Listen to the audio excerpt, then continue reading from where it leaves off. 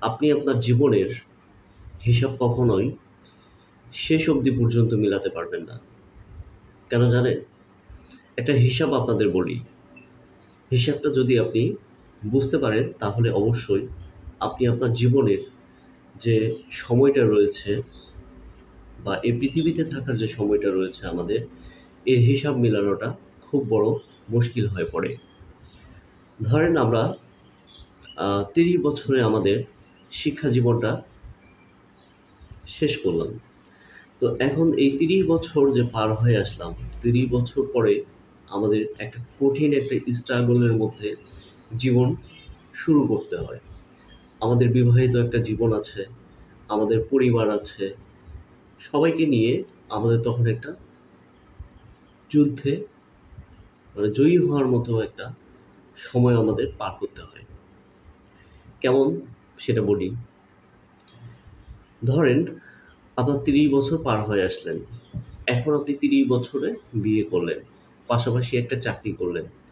এই চাকরি করার পরে আপনি সর্বোচ্চ ৬৫ বছর বা ৬০ বছরে আপনাকে রিটায়ার করতে হয়।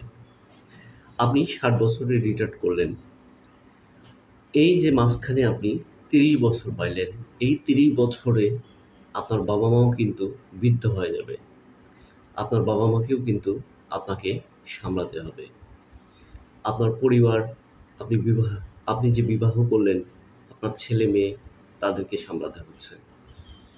তো আপনি যদি আপনার এই বিষয়গুলো চিহ্নিত করেও আও বুঝতে পারেন যে আমার জীবনের আসলে ভ্যালুটা আসলে কত বছর, তাহলে বুঝতে পারবেন যে আমার গড় আয়ু থেকে আমি আমার কর্মজীবন, আমি আমার শিক্ষা জীবন, আমি আমার পারিবারিক জীবন কতটুকু সময়টা পেলাম।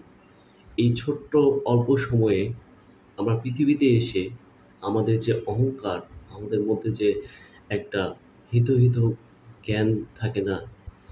মানে আমরা মানুষকে নিয়ে অনেক কথা বলি। এ ধরনের আমাদের যে অভ্যাসগুলো রয়েছে আমাদের মধ্যে, সেগুলো আমরা পরিত্যাগ করব। তাহলে আমাদের সমাজ সুন্দর হবে। আমরা যে অল্প সময়ের জন্য পৃথিবীতে আসছি, সেটা আমাদের সবসময় মনে রাখা উচিত।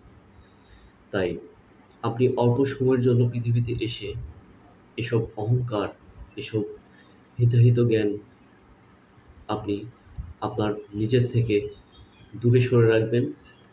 আপনার পরিবার ভালো থাকবে, আপনার পরিবারের লোকজন ভালো রাখতে পারবেন, আপনার সামাজিকতা বাড়বে, আপনি আপনি সবার মধ্যে একটা ভালো হয়ে আপনার এই অল্প সময় পৃথিবীতে কাটাতে পারবেন।